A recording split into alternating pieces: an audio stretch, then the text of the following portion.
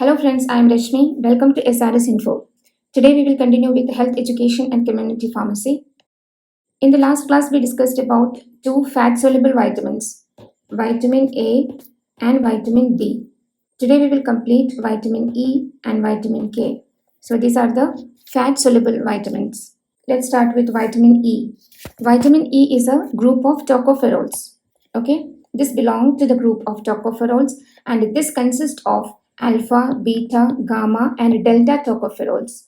But the most active form is alpha tocopherol. Okay, so the chemical name of vitamin A is tocopherol.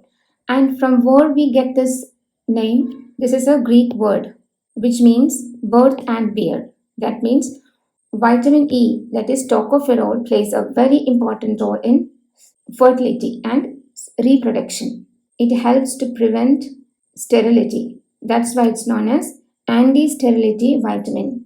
And related to that, we get the name tocopherol. This is a Greek word which means birth and bear or birth and carry. It supports birth. And vitamin E is a fat-soluble vitamin and it has antioxidant property. This antioxidant property plays a very important role for our healthy living.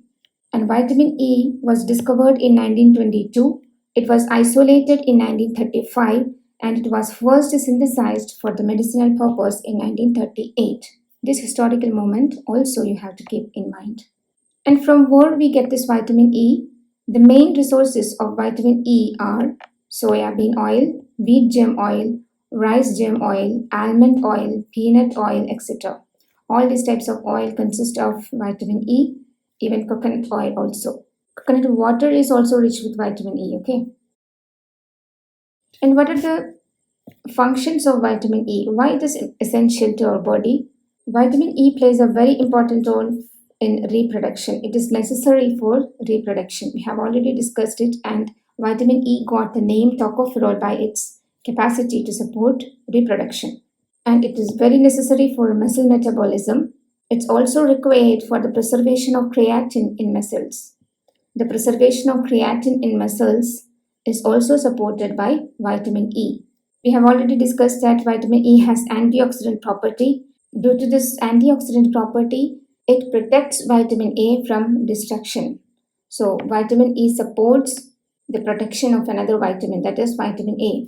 And vitamin A is essential for what? Do you remember? That is vision. Vitamin A is very essential for healthy vision. Each and every vitamin has a particular property. It's very important for a specific function. So that function you have to remember and correlate these functions with that particular vitamin. Write note down in a pad and revise it daily. Okay.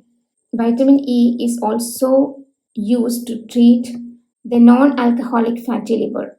It helps to control fatty liver. So it's very essential. It's very important. Its medicinal property is very important. For non-fatty liver patients, vitamin A is given.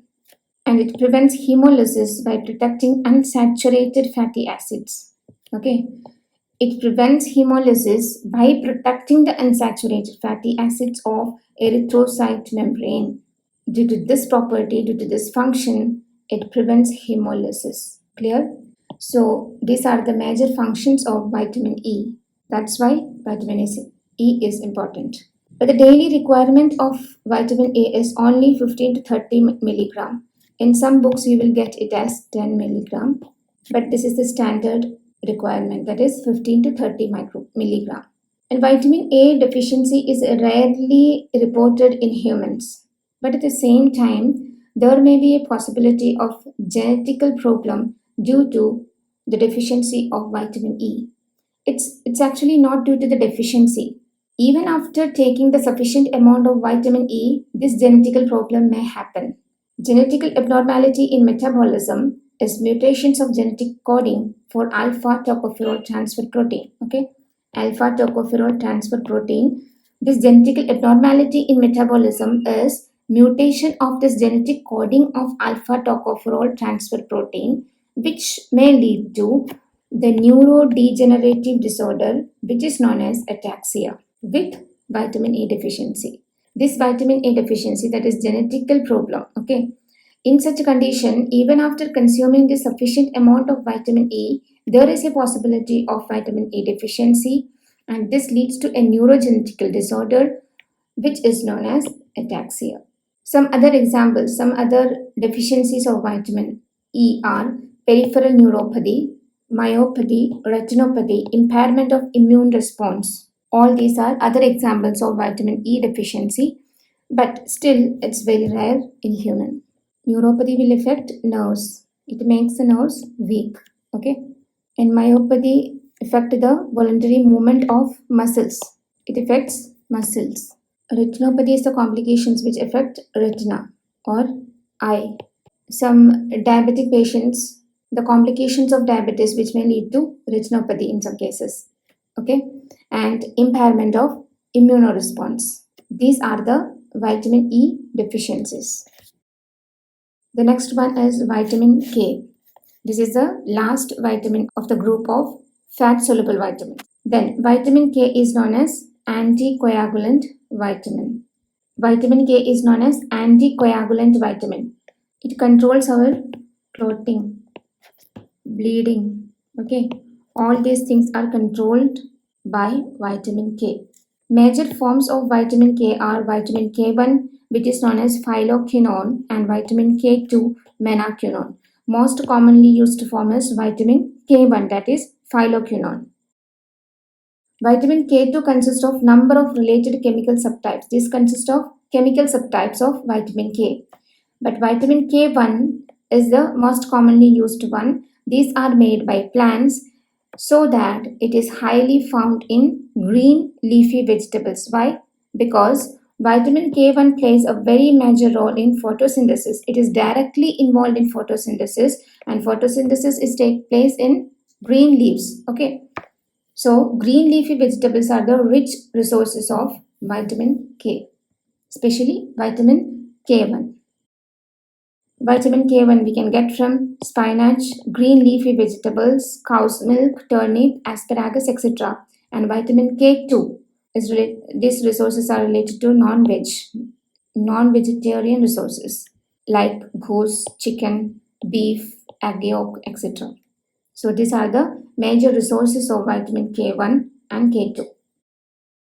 Then, in common, even though it's vitamin K1 or 2, there is some common deficiency diseases occur in the case of malabsorption or inappropriate intake of vitamin K.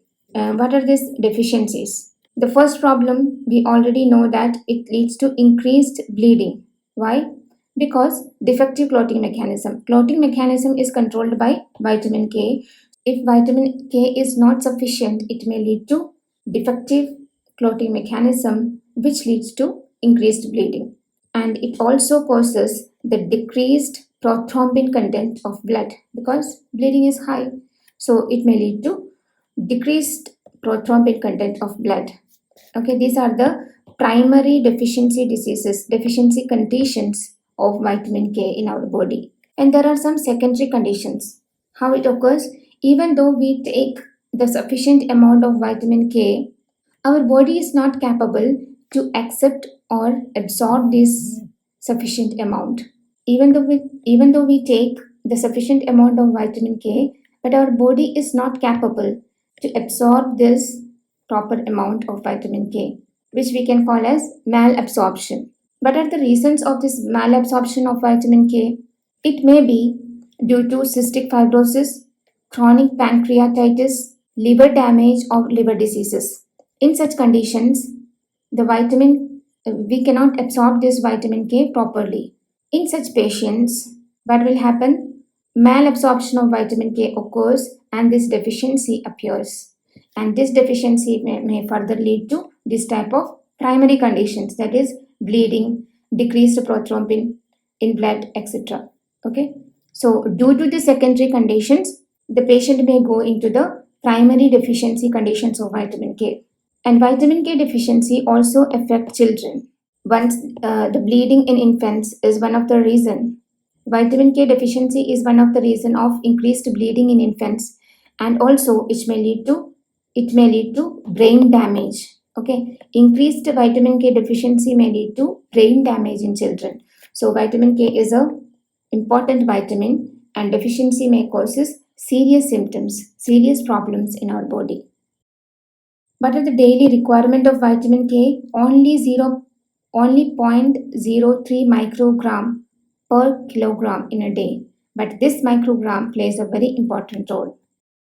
So now we completed the fat soluble vitamins. In the next class, we will continue with water soluble vitamins. Okay. Hope you enjoyed this video. Thank you.